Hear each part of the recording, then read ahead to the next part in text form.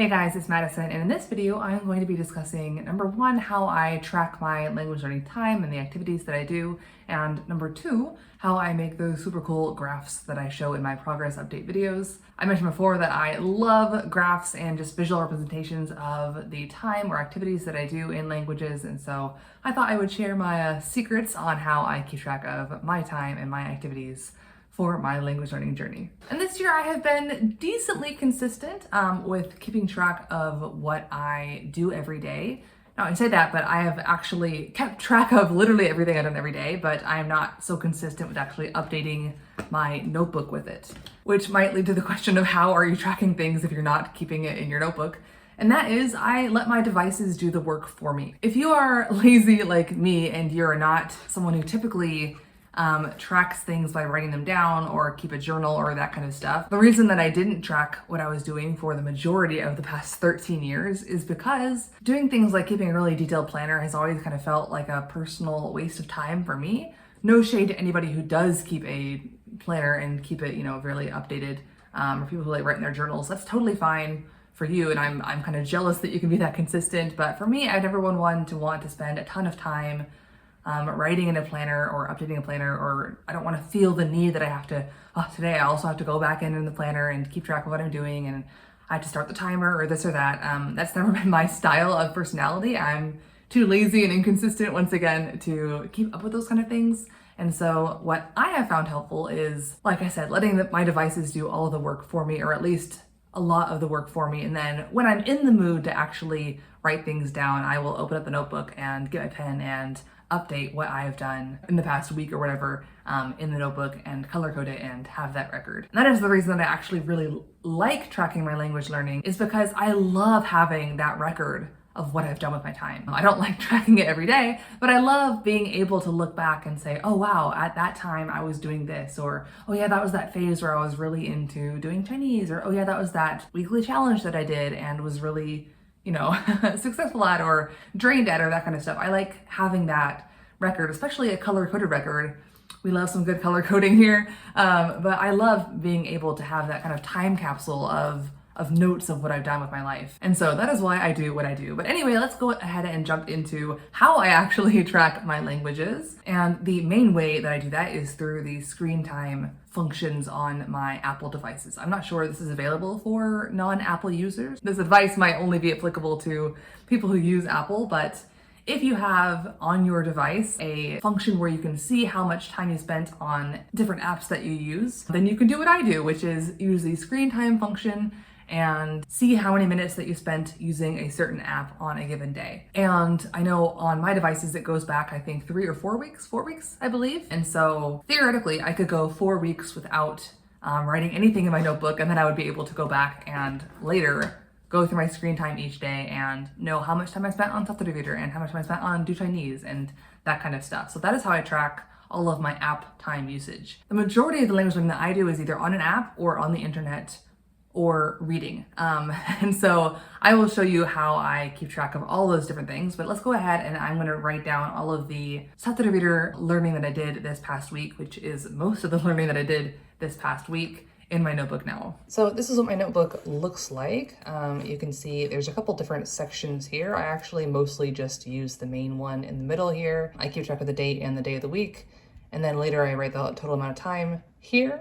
This is a specifically study planner, which is why it has time and goal. But yeah, I don't use this timetable section. If I use this like a planner, that might make more sense. But yeah, I'm way too lazy to actually keep track of what I do at each, what time of the day. So I just leave this blank usually. Occasionally if something special is going on or whatever, I might write it down here. Like if I'm doing a challenge, I might make a note of that. But usually I just write what I do in this area. So let's go ahead and do that. So in the little yellow section, I usually write what language it is. I don't usually care about my handwriting too much there. It is a little uglier than usual, I think. Well, maybe not. They all look pretty ugly. But yeah, for subtitle reader, and then I actually keep track of vocab and reading separately. So subtitle reader has a built-in vocab review, SRS kind of system, and I do that every day right now. And then I also try to read some of the stories on there every day. And now I said I use screen time to keep track of this, and the way I actually differentiate between them is I actually use two different devices. So I do all the vocab stuff on my phone, and I do the reading on my iPad. So let's see, on Sunday, I spent 24 minutes on my phone, which means 24 minutes of vocab. And then if I look on my iPad, this one I can actually show you what it looks like. So on Sunday, you can see I spent 29 minutes on Saturday Reader. And you can actually also see this is another day where I was updating my notebook last time. And so that's why there's a weirdly high number of minutes on settings. But yeah, so I spent 29 minutes on reading. Oh, that's pretty ugly. So I'm going to go ahead and write the total time, which is, what would that be? 53 minutes. So yeah, I'm gonna go ahead and fill in the rest of the days like this for the app, and then I'll check back in to show you guys what I do for drama watching. All right, so I finished up updating all of the Saturday Reader app usage using screen time. Now I'm going to move on to the only other thing I did this week, which is the drama I watched yesterday, or the part of the drama I watched yesterday. This is what my browser history looks like for last night. And I actually made a rookie mistake here, and that is after the last episode, episode 6, I did not click away to another website before I went to bed. I just closed my laptop and went to bed, and so it doesn't show the ending time for that episode. If I click to another website, it'll have that, and I can see the exact time I finished the episode.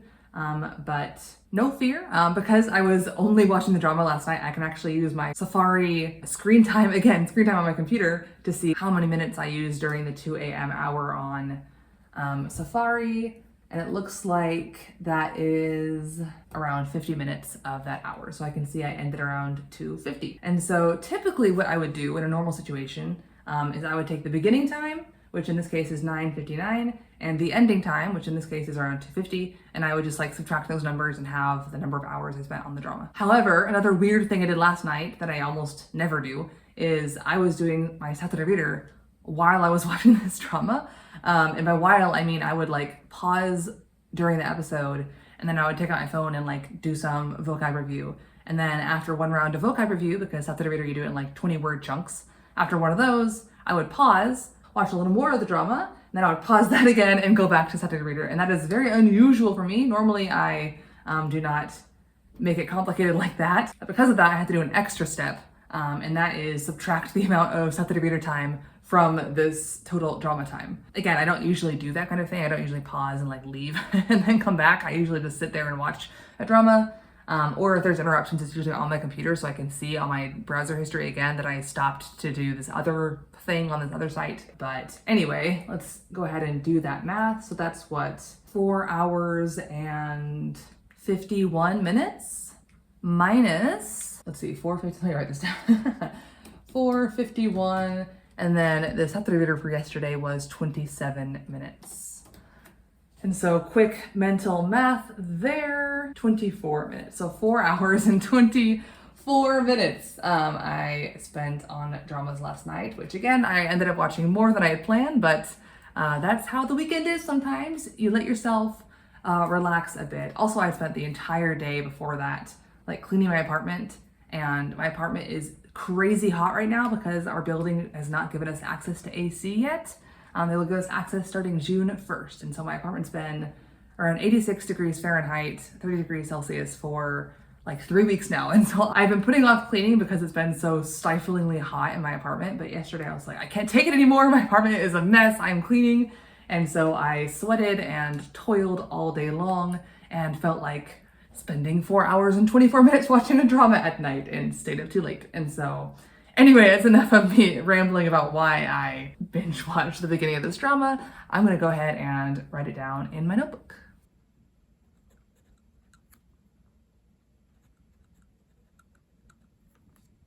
So there you go, that's the week so far. It was a pretty boring, repetitive week, so not very exciting to show, but I'm gonna go ahead and add my highlighting now.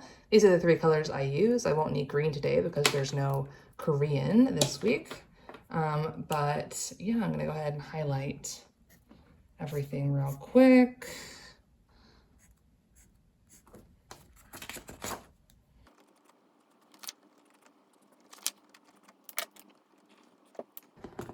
And yeah, the highlighting is just kind of an extra step that I like to do. For a week like this, it doesn't do much because there wasn't much variety in like what I did. So it's just a lot of the same color. But for busier weeks, like this is from the language challenge I just recently did, you can see it's a lot more of a visual clue, and it can really easily show you like, oh, I did mostly, you know, a lot of Japanese activities and not so much in the others, versus here I did a lot more variety, or here even more variety. You can see a lot more Korean, and I do label the languages as well, but I just like how I can really quickly flip through and get like a visual image of not only how much I do on different days, but also like what languages they're in, if that makes sense. So I really like that visual feature. As far as other things that I do in this notebook, at the beginning of, well, I also keep track of the books I read. I haven't put the most recent one in there yet. I have been putting them in as I finish them. I've only finished 2 books. I was doing okay with reading a book per month, and then I kind of fell off. I'm almost done with, I actually have it here, this one, which I started at the end of March and then got close to finish and then have not finished yet. So I still need to get back into my reading. The other function I've used in this notebook is at the beginning they have the monthly spreads, and at the beginning of the year I kept more on track with writing down each day the total per language. And then at the end of the month I kind of did a little breakdown, and the color's really hard to see, but I wrote down here, and I use this little tracker at the bottom to show reading and then active study for my other languages. And I think I still will catch up. As you'll see in a second, I'm not caught up at all, but I do like having that monthly visual of how many days I'm reading. Like, for example, you can see the comparison at the bottom here in the active study, the very bottom one, in the first 2 months is so little. And then in March, you can see it really starts to take off with Chinese. And then in April, if I ever get around to updating the monthly spread, it'll be like in the middle, it'll start really showing Japanese. And then this month as well, May, it's also been very Japanese focused. And so I think I do eventually want to go back. Like, since I have everything in the daily spreads, there's no rush on this part. I can do it later and still have that for, you know, posterity's sake. But I do like having this color-coded, you know, month at a glance. You can see lots of Chinese and Korean in this month and not very much of the reddish color. So I do like the visual layout of the month. And also, I almost forgot to mention how I keep track of my more like non-digital activities, such as reading a novel, for example. And what I typically do for that is I will just take a screenshot on my phone, and then another screenshot when I finish. So then I can just look at the time on those 2 screenshots, and on that second screenshot I'll actually make notes about what I did. So I'll show a screenshot of what I did in the past during the language challenge, I believe, and in that one I was doing novel reading, and so I looked at the pages I had read and jotted that down for posterity's sake, because I like to keep track of what pages I read on certain days, and then as well as the number of minutes total by subtracting at that time and what the activity was. Other things I'll do is sometimes like I'll just open the notes app on my computer and jot things down, just like look at the clock when I begin and finish and just have things jotted down like in one big messy note. And then later I will go back and like add it to my daily spread on my calendar like that. Or for example, for challenges like the 40-hour 7-day language challenge I did, I had a whole spreadsheet set up on Google Sheets that I just put activities directly into. And so on those days I would just look at the time when I was beginning and ending, or especially if you're filming, if you're vlogging like this, it can be helpful, because if I film the beginning of an activity, like for example, I often film like me opening a book or me opening a textbook. And part of the reason I like to do that is because it gives me a starting time, because the photo or the video saves for that minute. And then when I finish, I can look at what time it is now, what time the video was where I opened the textbook or opened the book, jot it in the spreadsheet for during the challenge, and then I have that record there, and then I can put it into my master daily tracker here later. And yeah, that is how I use this notebook, but that is only half of the story. So the second half of what I do is I keep track using Google Sheets, like I just mentioned, and I use that to make the wonderful color-coded graphs that you guys see in my progress updates. And if you're scared of spreadsheets and you think they are intimidating and for nerds or accountants or whatever, I really encourage you to give them a shot and learn the basic functions, like how to automatically add things up, how to make a basic graph, because it does a lot of the hard work for you. You just kind of type the numbers in and it'll add things up if you just do a few basic little steps. And so they are not scary. Try giving spreadsheets a chance. But yeah, I do not update these very regularly, I will say, especially since I do use my notebook to keep track on a more daily basis. I can then go back and like a month at a time or whatever, go and actually input the numbers into the spreadsheet, and that'll make the pretty graph for me. So I'm gonna go ahead and let's see. The last time I updated this was in late April. So I'm gonna go ahead and put the rest of April into this spreadsheet now so you can see what it looks like and how it automatically will update. And I'll show you kind of how it looks like on my computer. So here is the spreadsheet for April. I'm taking kind of this video of the screen because number one, I want to talk into my phone audio, and then number two, my computer gets very overheated very quickly if I try to screen share, and then the fans start blowing really loudly, so this is just the easier way to do it. But you can see I have all the days of April laid out on the left, and then I have Korean, Mandarin, Japanese across the top. And then I just fill in with the number of hours I have. You can set what kind of number it is, and I have it set for duration. And so I just type in the number of stuff like that, and then it automatically makes this chart. And I'll show you how you can make the chart if you don't have one. But as I put numbers in, it'll automatically update over here, as you can see. And I also have the pie chart. If you see my progress updates, these kinds of graphs should look very familiar to you. So this is a spoiler alert for the second quarter progress update, I guess. But I'm going to go ahead and check my notebook. Let's see, April 26th. April's pretty boring. I was mostly just doing Saturday reader a lot of the days. So let's see, this one is 54 minutes for Japanese. Again, just Japanese.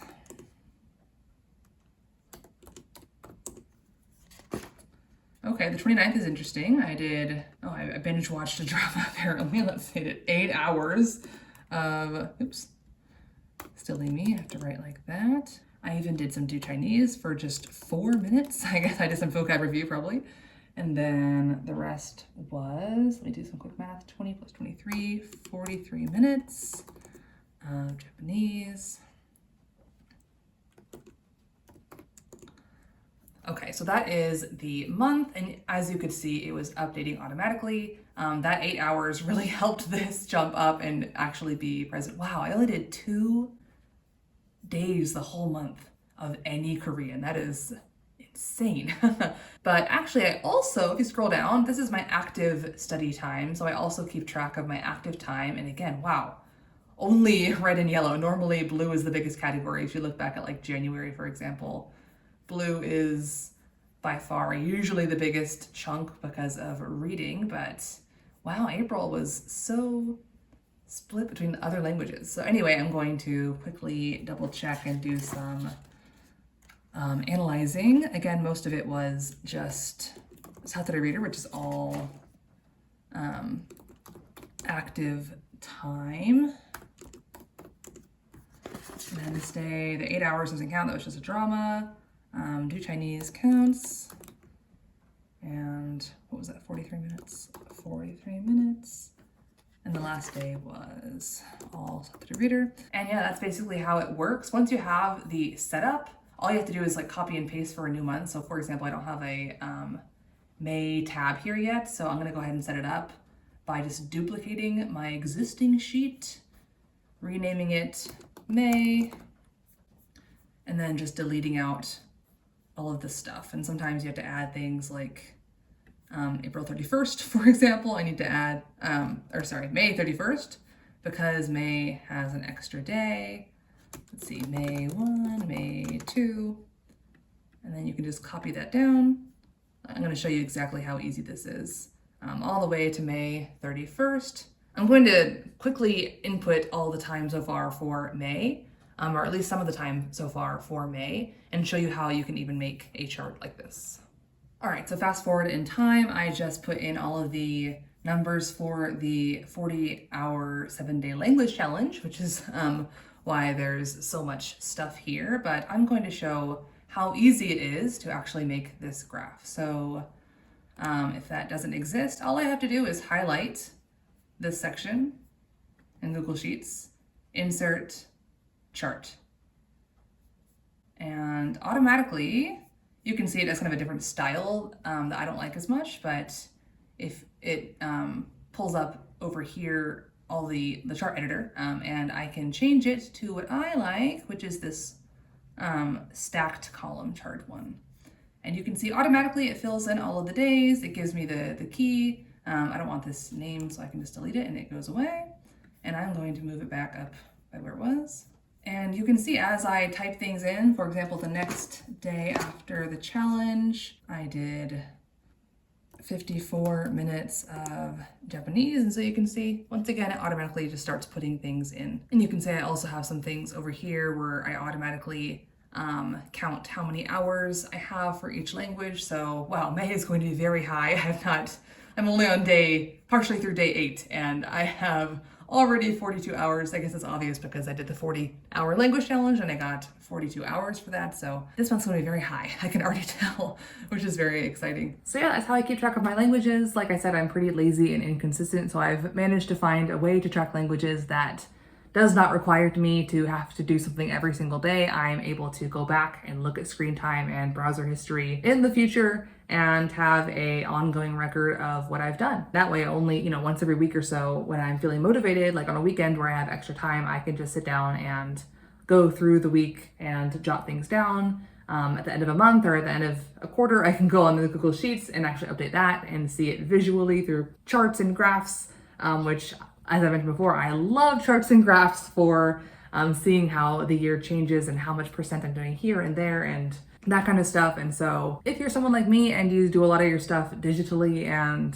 you enjoy seeing these kind of numbers, then I recommend maybe starting to track it. If you're wondering why I do both on Google Sheets and also in my notebook, the notebook is more of like, okay, I was doing these things on these days, whereas the Google Sheets for me right now is just, here's the cold hard aggregated numbers of how much time I spent each day doing things. But yeah, that's how I track my languages. I've kind of picked up these different methods over time. When I first realized that screen time was a thing, I didn't even know it was like a possibility on my devices for a while. But once I realized it, I was like, oh, I could use this to keep track of how much time I spend on, X or Y app. And then later, I thought of the idea of browser history for tracking what shows I'm watching when and how much time I'm spending. And so I've kind of added different methods and strategies for making language tracking super simple over the past few months as I've been doing this. And I'm really enjoying it so far. Again, I'm pretty inconsistent, so who knows how long this method lasts for me, but I'm hoping it'll at least last through the end of the year so I can have all these pretty graphs and charts in Google Sheets, but we'll see, I guess. And if you have any questions about my methods or if you have any suggestions or tips or tricks that you use to track languages, or if you don't track languages at all, let me know in the comments, and I'm super curious to see what other people do as well for their language learning. This works for me. What works for you? Let me know, and I will see you guys in the next video. Annyeong!